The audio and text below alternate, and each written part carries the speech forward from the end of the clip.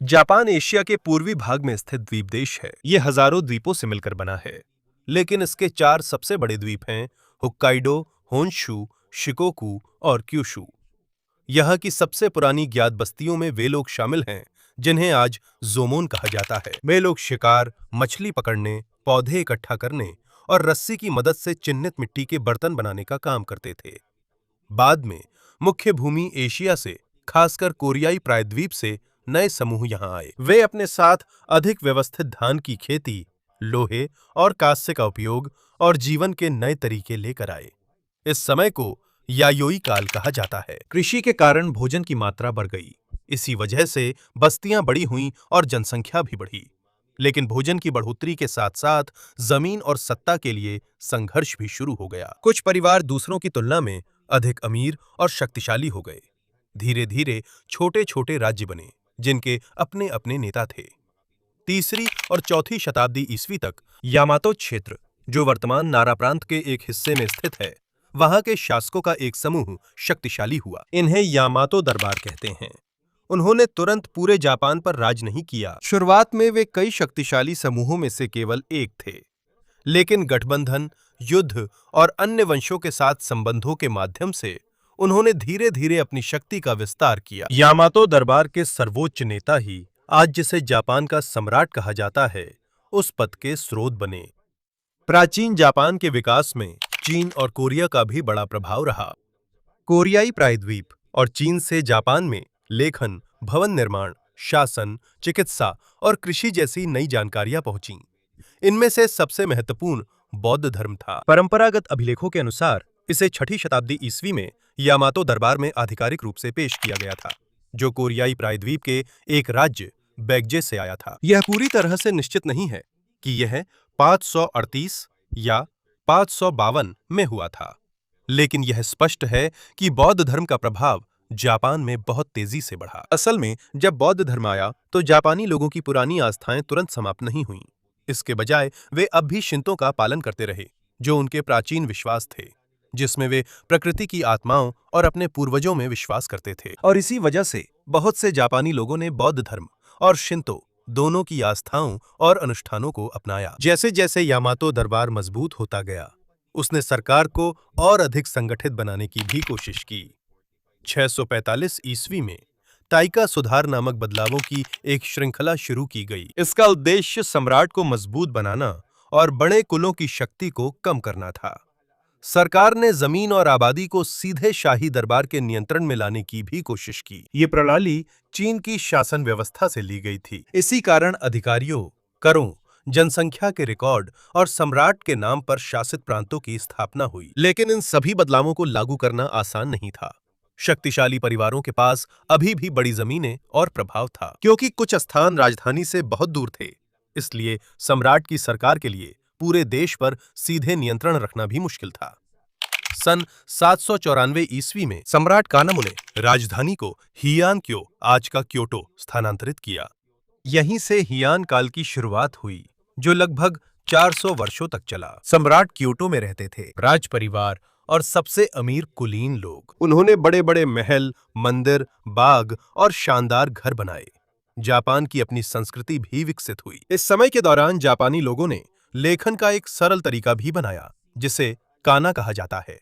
यह उनकी अपनी भाषा के लिए शुद्ध चीनी अक्षरों की तुलना में उपयोग करने में आसान था। इसी वजह से जापानी में लिखी गई कविताओं की संख्या बढ़ गई और जापानी में लिखी गई डायरियों और कहानियों की संख्या भी बढ़ी। इस समय की सबसे प्रसिद्ध कृति द टेल ऑफ गेंजी है, जिसे मुरासाकी शिकिबू ने लिखा था, जो शाही दरबार की एक महिला लेखिका थीं। लेकिन जब क्योटो के कुलीन लोग संस्कृति, समारोह और पदों की होड़ में व्यस्त थे, धीरे धीरे उनका दूर दराज के प्रांतों पर नियंत्रण कमजोर पड़ने लगा। और इसका नतीजा ये हुआ कि प्रांतों में बड़ी बड़ी जमीनें बनने लगीं, जिन पर केंद्रीय सरकार का ज्यादा नियंत्रण नहीं था। इसी वजह से प्रांतों के जमींदारों ने अपनी जमीन की रक्षा, टैक्स वसूली और दुश्मनों से लड़ने के लिए सशस्त्र लोगों को रखना शुरू किया। और यहीं से वे योद्धा मजबूत हुए, जिन्हें समुराई कहा जाता है। समुराई तुरंत जापान के शासक नहीं बने, बल्कि शुरू में वे सम्राट के रक्षक और योद्धा थे, कुलीनों, मंदिर और अमीर जमीन मालिक। लेकिन जैसे जैसे उनकी सेना और इलाका बढ़ता गया, वैसे वैसे उनकी राजनीति में भी पकड़ मजबूत होती गई। सबसे ताकतवर योद्धा कुलों में से दो थे, ताइरा और मिनामोटो। दोनों का ही शाही परिवार से संबंध था। उनकी ताकत प्रांतों और समुराई पर निर्भर थी, जो उनका अनुसरण करते थे। 12वीं सदी में दोनों कुल आपस में इस बात को लेकर लड़ने लगे कि सम्राट और शाही दरबार पर किसका प्रभाव हो। 1156 में होगेन विद्रोह भड़क उठा, क्योंकि शाही परिवार के भीतर और अलग-अलग पक्षों का समर्थन करने वाले रईसों के बीच विवाद था। कुछ साल बाद प्रमुख योद्धा कबीले हीजी विद्रोह में भिड़े। ताइरा कबीले ने ताइरानो कियोमोरी के नेतृत्व में जीतकर क्योटो की शाही सरकार पर नियंत्रण पा लिया, लेकिन उनकी शक्ति ज्यादा समय तक नहीं टिक पाई। ताइरा के सरकार पर अत्यधिक नियंत्रण के कारण अन्य रईसों और योद्धा परिवारों में गुस्सा बढ़ता गया।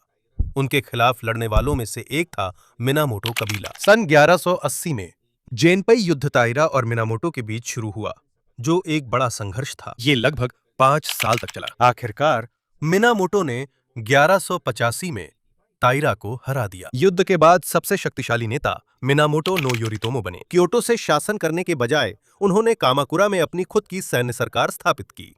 यह एक ऐसा शहर था जो शाही दरबार से दूर था। सम्राट क्योटो में ही रहे और उन्हें जापान के सर्वोच्च प्रतीकात्मक नेता के रूप में मान्यता मिलती रही। लेकिन सेना, जमीनों और सरकार के कई फैसलों का असली नियंत्रण योरितोमो के पास चला गया। सन 1192 में उन्हें शोगुन की उपाधि मिली, जो सर्वोच्च सैन्य कमांडर होता है। असल में योरितोमो जापान के सबसे शक्तिशाली शासक बन गए थे। यहीं से कामाकुरा शोगुनत की शुरुआत हुई, और वो लंबा समय जब देश पर असली शासन सैन्य नेताओं का था। कई सदियों तक सम्राट जापान के एक महत्वपूर्ण प्रतीक के रूप में बने रहेंगे, लेकिन शोगुन और समुराई ही अधिकांश शक्ति अपने हाथ में रखेंगे, और जल्द ही नई सैन्य सरकार को अपनी सबसे बड़ी परीक्षा का सामना करना पड़ेगा। मुख्य भूमि एशिया से मंगोल साम्राज्य की सेना आ रही है। इतिहास के सबसे बड़े डरावने साम्राज्यों में से एक मंगोल साम्राज्य कुबलई खान के नेतृत्व में मुख्य भूमि एशिया से बढ़ा। कामाकुरा की नई सैन्य सरकार की शांति ज्यादा समय नहीं टिकी। कुबलई खान चंगेज खान के पोते थे। उसने अब चीन और कोरिया के बड़े भाग पर कब्जा कर लिया है, और वो चाहता है कि जापान भी उसकी ताकत को माने। कुबलाई खान ने जापान को हुकूमत मानने का संदेश भेजा, लेकिन कामाकुरा शोगुनात ने इनकार कर दिया। इसके चलते मंगोलों ने बड़ा हमला तैयार किया। सन 1174 में पहली मंगोल सेना क्यूशू में पहुंची। इसके बाद क्यूशू जापान के दक्षिण पश्चिम में है। सेना में मंगोल, चीनी, कोरियाई सैनिक थे। वे समूह के रूप में अधिक संगठित होकर लड़ते थे और तीर, विस्फोटक हथियारों और विभिन्न सैन्य रणनीतियों का उपयोग करते थे। समुराई इस तरह की लड़ाई के तरीके के आदी नहीं थे। वे अक्सर एक-एक करके एक दुश्मन के खिलाफ लड़ते थे, जबकि मंगोल एक साथ हमला करते थे।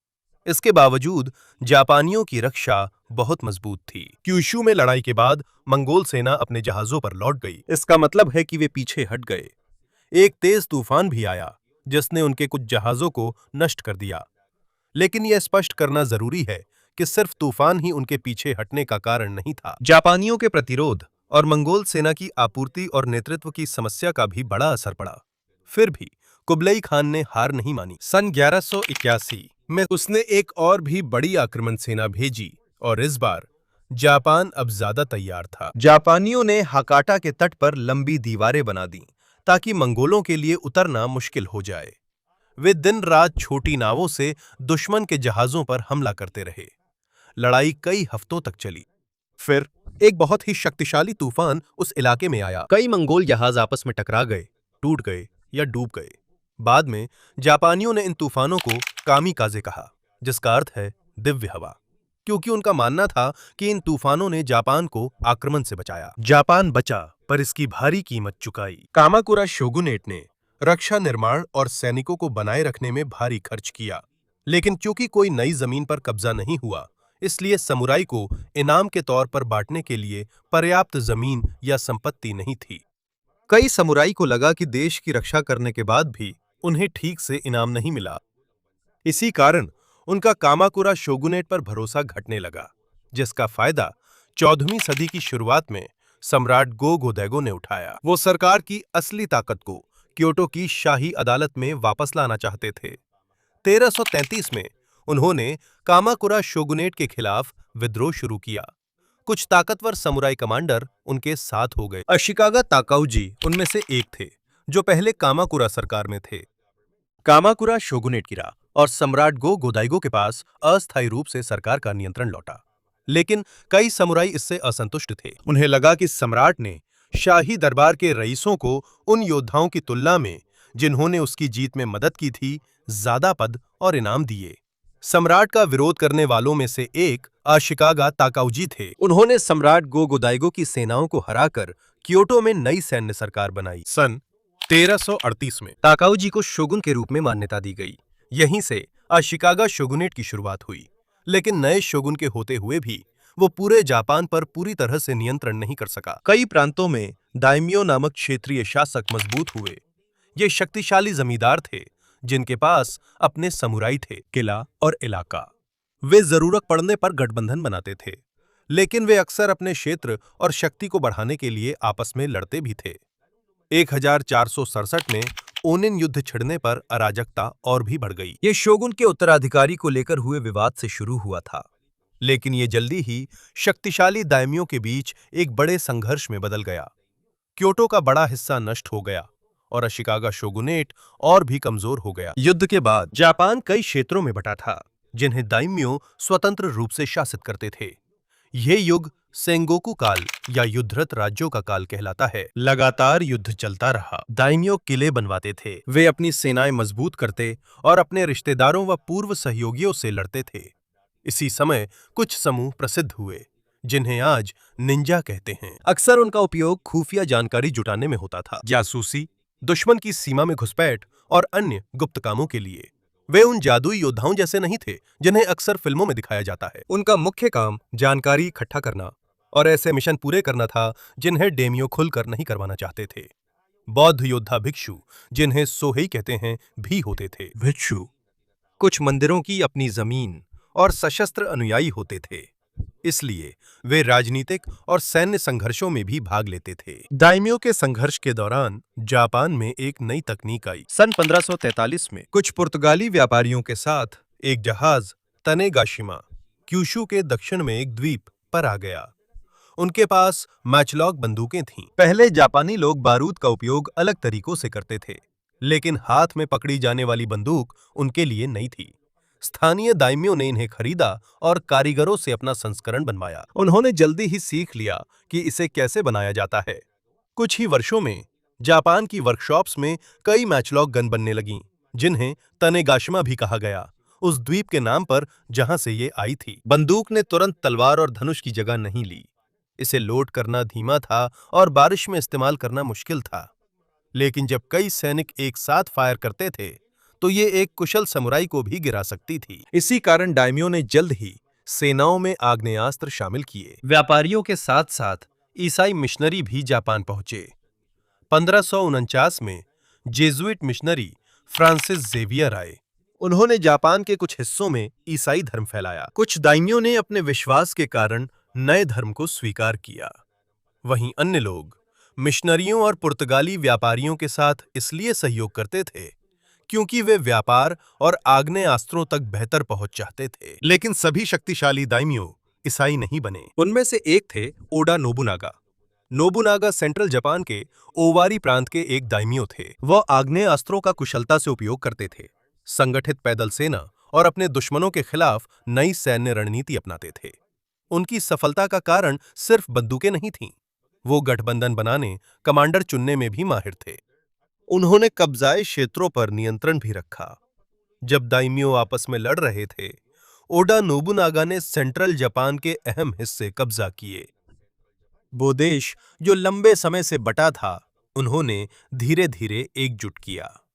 कई वर्षों के गृहयुद्ध के बाद पहले बार पूरे जापान को एकजुट करने का असली मौका मिला। इसके बावजूद जब ओडा नोबुनागा जापान में अपना नियंत्रण बढ़ा रहे थे, 1582 में अचानक उनका अभियान रुक गया। उन्हें उनके कमांडर अकेची मित्सुहिदे ने धोखा दे दिया। उसके आदमियों ने क्योटो में जिस मंदिर में नोबुनागा ठहरे हुए थे, उसे घेर लिया। जब नोबुनागा ने देखा कि अब उसके पास कोई रास्ता नहीं बचा है, तो उसकी मृत्यु मंदिर के अंदर ही हुई। लेकिन जापान का एकीकरण उसके साथ खत्म नहीं हुआ।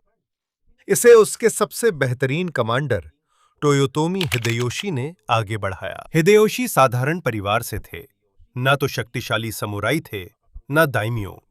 फिर भी अपनी सैन्य और राजनीतिक बुद्धिमत्ता से धीरे धीरे वे पदोन्नत होते गए और जापान के सबसे शक्तिशाली लोगों में शामिल हो गए। उन्होंने नोबुनागा के दुश्मनों को हराया और बाकी बचे दाइम्यो को अपने अधीन कर लिया। 1590 तक लगभग पूरा जापान अब उनके नियंत्रण में था। हिदेयोशी शोगुन नहीं बने, शायद क्योंकि वे उच्च योद्धा वर्ग से नहीं थे।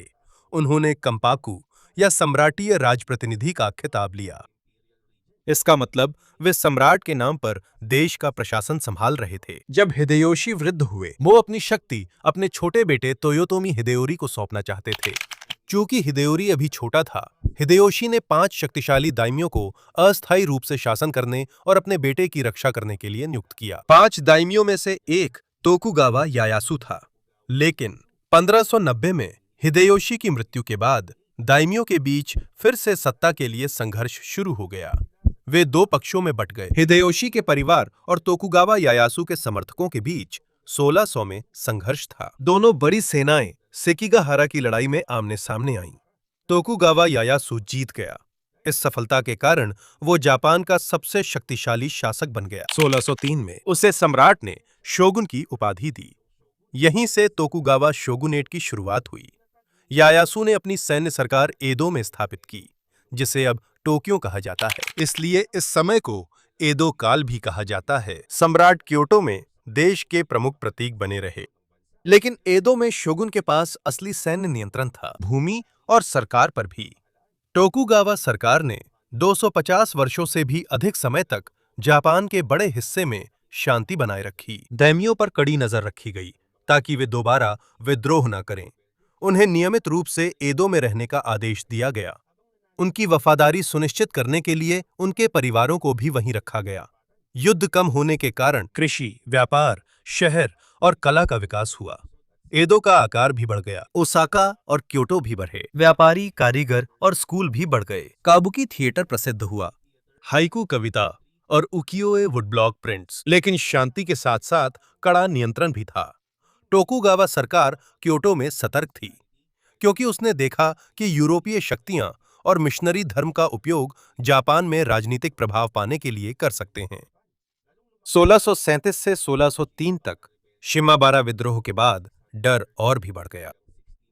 विद्रोहियों में से कई गरीब किसान थे और उनमें से एक बड़ा हिस्सा ईसाई था। विद्रोह दबाने के बाद ईसाई धर्म पर और भी अधिक प्रतिबंध लगा दिया गया। शोगुनात ने लोगों, नावों और उत्पादों की आवाजाही पर सख्त नियंत्रण रखा।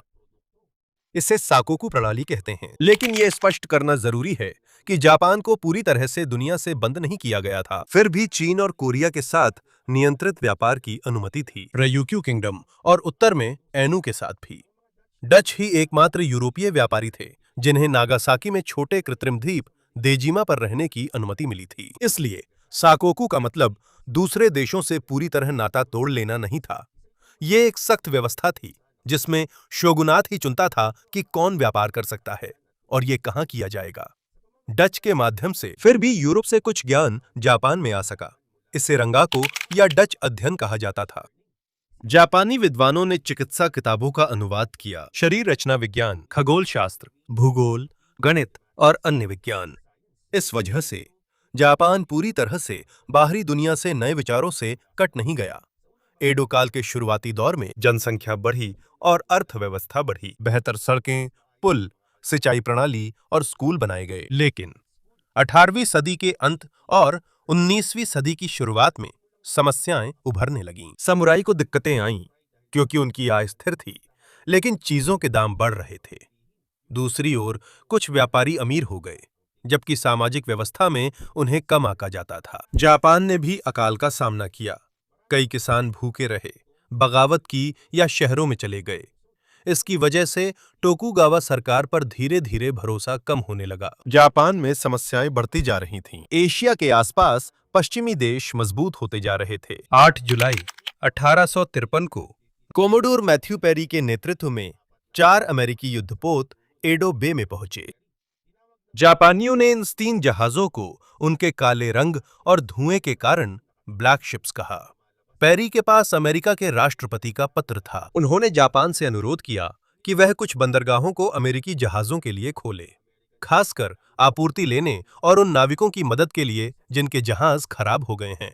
पेरी के बेड़े में शक्तिशाली तोपें भी साफ तौर पर मौजूद थीं। टोकुगावा सरकार जानती थी कि जापान अमेरिका के आधुनिक हथियारों का सामना नहीं कर सकता। जब पेरी अगले साल लौटे तो दोनों पक्षों ने 31 मार्च को कानागावा संधि पर हस्ताक्षर किए। 1854 इससे जापान के कुछ बंदरगाह अमेरिकी जहाजों के लिए खुले और पेरी ने केवल युद्धपोत ही नहीं, अन्य जहाजों के आने की अनुमति भी दिलाई। कई जापानी लोग नाराज हो गए क्योंकि उनकी नजर में शोगुनात अपमानित हुआ था, क्योंकि उसने विदेशियों के पक्ष में समझौतों के लिए सहमति दी। वे नहीं चाहते थे कि ऐसा जापान में हो। एशिया के अन्य हिस्सों में जो हुआ वे पश्चिमी देशों के नियंत्रण में आ गए। दो सबसे शक्तिशाली क्षेत्र जो मजबूत हुए शोगुनात के खिलाफ सत्सुमा और चोसू थे। वे पहले प्रतिद्वंदी थे, लेकिन उन्होंने एक गठबंधन बनाया। उनका उद्देश्य सम्राट को असली शक्ति लौटाना और एक मजबूत सरकार बनाना था जो जापान की रक्षा कर सके। 1867 में आखिरी शोगुन टोकुगावा योशिनोबु ने अपने पद से इस्तीफा दे दिया, लेकिन सत्ता का हस्तांतरण तुरंत शांतिपूर्ण नहीं हुआ। 1868 में टोकुगावा के समर्थकों और पर सम्राट मेजी को मानने वाली सेना के बीच बोशिन युद्ध छिड़ा और सम्राट का पक्ष जीत गया। यहीं पर टोकुगावा शोगुनात के 250 से अधिक वर्षों के शासन का अंत हुआ। शाही सरकार को क्योटो से एदो स्थानांतरित कर दिया गया। एदो का नाम बदलकर टोक्यो रखा गया, जिसका अर्थ है पूर्वी राजधानी। सम्राट को सत्ता लौटाने की प्रक्रिया मेजी पुनर्स्थापना कहलाती है, लेकिन इसका मतलब ये नहीं है कि सम्राट मेजी ने देश के हर हिस्से का व्यक्तिगत रूप से प्रशासन किया। असली बदलावों को अधिकारियों और पूर्व समुराई के एक समूह ने उनके नाम पर लागू किया। उनका उद्देश्य स्पष्ट था। जापान को पश्चिमी देशों के अधीन होने से पहले आधुनिक बनाना जरूरी था। नई सरकार ने रेलवे का निर्माण किया, टेलीग्राफ लाइन, फैक्ट्री, आधुनिक स्कूल और नया बैंकिंग सिस्टम। इंजीनियरिंग सिखाने को विदेशी सलाहकार नियुक्त किए। चिकित्सा, खनन, कानून, सैन्य व्यवस्था और परिवहन। जापान ने यूरोप और संयुक्त राज्य अमेरिका में छात्रों और अधिकारियों को भेजा ताकि वे यह सीख सकें कि वे देश कैसे शासित और विकसित किए जाते हैं। सबसे बड़ा बदलावों में से एक था एक आधुनिक राष्ट्रीय सेना का गठन। पहले केवल समुराई ही मुख्य योद्धा होते थे, लेकिन नई व्यवस्था में समाज के विभिन्न हिस्सों से पुरुषों को सेना में लिया जा सकता था। धीरे धीरे समुराई का विशेष दर्जा, आय और तलवार पहनने का अधिकार भी हटा दिया गया। उनमें से कई ने सैन्य अधिकारी के रूप में नई नौकरी पाई, शिक्षक, पुलिस या सरकारी अधिकारी। कुछ लोग अपनी पुरानी स्थिति खोने को स्वीकार नहीं कर पाए। सन 1877 में सात्सुमा में हजारों पूर्व समुराई सैगो ताकामोरी के नेतृत्व में विद्रोही हुए। इस सात्सुमा विद्रोह को जापान की नई राष्ट्रीय सेना ने हरा दिया। ये साबित हुआ कि समुराई कबीले का समय समाप्त हो गया है। देश में सबसे शक्तिशाली सैन्य बल थे। सिर्फ कुछ दशकों में जापान एक ऐसे देश से बदल गया जिसे डेम्यो और समुराई चलाते थे, एक आधुनिक राष्ट्र राज्य में जिसमें केंद्रीय सरकार थी, राष्ट्रीय सेना, फैक्ट्री, रेलवे और आधुनिक शिक्षा प्रणाली। लेकिन जापान की नई शक्ति का उद्देश्य केवल आत्मरक्षा नहीं था। जब जापान ने पश्चिमी देशों की तकनीक और सैन्य प्रणाली की नकल की, तो उसने उनके क्षेत्र विस्तार की नीति को भी अपनाना शुरू कर दिया। होक्काइडो पर नियंत्रण मजबूत करने और रयोक्यू राज्य को जापान में शामिल करने के बाद नई सरकार ने ध्यान कोरिया व चीन पर केंद्रित किया। यहीं से जापान के इतिहास का एक नया अध्याय शुरू होगा। एशिया में इसका एक शक्तिशाली साम्राज्य बनकर उदय होगा। सैन्य को आधुनिक बनाने के बाद जापान ने अपनी नई ताकत से एशिया में विस्तार किया। 1894 में छिंग चीन के खिलाफ प्रथम चीन-जापान युद्ध शुरू हुआ। दोनों देशों में कोरिया पर नियंत्रण को लेकर संघर्ष था। जापानी सेना अधिक आधुनिक और संगठित थी, इसलिए उसने चीन को हरा दिया। युद्ध के बाद जापान ने ताइवान पर कब्जा किया और कोरिया में अपना प्रभाव बढ़ाया। 1902 में जापान ने पूर्वी एशिया में रूस के विस्तार का सामना करने के लिए ब्रिटेन से गठबंधन किया। 1904 में रोसो जापानी युद्ध छिड़ गया। 1905 में सुशीमा की लड़ाई में जापानी नौसेना ने लगभग रूसी बेड़े को नष्ट कर दिया। यह एक बड़ी जीत थी, क्योंकि जापान ने साबित कर दिया कि एक एशियाई देश यूरोप के एक शक्तिशाली देश को हरा सकता है। लेकिन इसके साथ ही पड़ोसी देशों की परेशानियां भी बढ़ गईं। 1910 में जापान ने कोरिया पर कब्जा कर उसे अपने साम्राज्य में मिला लिया।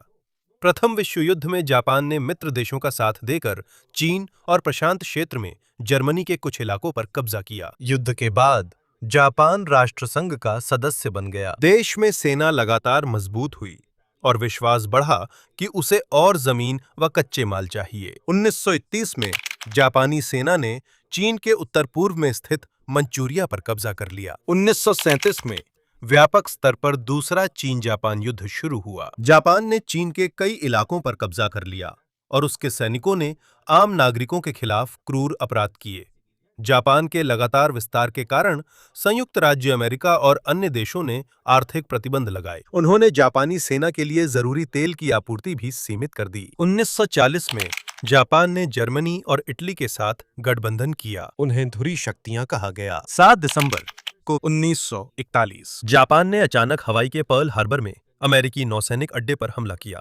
इसी कारण अमेरिका द्वितीय विश्व युद्ध में शामिल हुआ। जापान ने एशिया के कई हिस्सों जैसे फिलीपींस पर जल्दी कब्जा किया। मलाया, सिंगापुर, हांगकांग, बर्मा और डच ईस्ट इंडीज। लेकिन धीरे धीरे मित्र देशों की सेनाओं ने कब्जा किए गए इलाकों को वापस ले लिया। 1945 आते आते जापानी नौसेना लगभग नष्ट थी और कई शहर बमबारी से क्षतिग्रस्त हो गए थे। 6 अगस्त को संयुक्त राज्य अमेरिका ने हिरोशिमा पर परमाणु बम गिराया। 9 अगस्त को एक और परमाणु बम नागासाकी पर गिराया गया। उसी दिन सोवियत संघ ने मंचूरिया में जापानी सेना पर हमला किया। परमाणु बमों, सोवियत संघ के युद्ध में प्रवेश, तबाही और आपूर्ति की कमी के कारण जापान ने 15 अगस्त को आत्मसमर्पण का फैसला किया। 1945 सम्राट हिरोहितो ने रेडियो पर युद्ध के अंत की घोषणा की। आत्मसमर्पण पर 2 सितंबर को औपचारिक रूप से हस्ताक्षर किए गए। युद्ध के बाद जापान मित्र देशों के कब्जे में आ गया, जो अमेरिकी जनरल डगलस मैकार्थर के नेतृत्व में था। साम्राज्यिक सेना भंग कर दी गई और सरकार को अधिक लोकतांत्रिक बनाया गया। सम्राट हिरोहितो देश के प्रतीक बने रहे, लेकिन सरकार में उनकी प्रत्यक्ष शक्ति खत्म हो गई। नए संविधान में जापान ने अंतर्राष्ट्रीय संघर्षों को सुलझाने के साधन के रूप में युद्ध का त्याग कर दिया। एक बार फिर साम्राज्य बनाने के बजाय देश ने अपनी ताकत अर्थव्यवस्था पर केंद्रित की। शिक्षा, उद्योग और प्रौद्योगिकी। प्रधानमंत्री शिगेरू योशिदा जैसे नेताओं के नेतृत्व में जापान ने तेजी से फैक्ट्री और व्यवसाय स्थापित किए। इसकी संयुक्त राज्य अमेरिका के साथ गठबंधन ने भी मदद की और जापानी उत्पादों की बड़ी मांग थी। 1955 तक जापान की अर्थव्यवस्था युद्ध से पहले के स्तर से ऊपर पहुंच गई थी। 1968 में यह दुनिया की दूसरी सबसे बड़ी पूंजीवादी अर्थव्यवस्था बनी। जापान गाड़ियों और कैमरों के निर्माण के लिए प्रसिद्ध हुआ। टेलीविजन, इलेक्ट्रॉनिक्स व अन्य उत्पाद जो अलग अलग देशों में बिकते हैं। कुछ दशकों में द्वितीय विश्व युद्ध में तबाह हुआ देश दुनिया के सबसे अमीर और उन्नत देशों में शामिल हो गया। इसकी तरक्की से एक अहम सबक मिलता है, जापान आधुनिक और शक्तिशाली हो गया, लेकिन उसने अपनी ताकत से दूसरे देशों पर कब्जा कर उन्हें कष्ट भी दिया। 1945 में हार के बाद इसने एक अलग दिशा चुनी। अब युद्ध के जरिए विस्तार नहीं, बल्कि उद्योग, ज्ञान और तकनीक के जरिए विकास। सम्राट और समुराई के समय से जापान गृहयुद्ध और अलगाव से गुजरा। आधुनिकीकरण, साम्राज्य और भारी विनाश। फिर भी जापान ने खुद को फिर से खड़ा किया और आज का आधुनिक देश बन गया।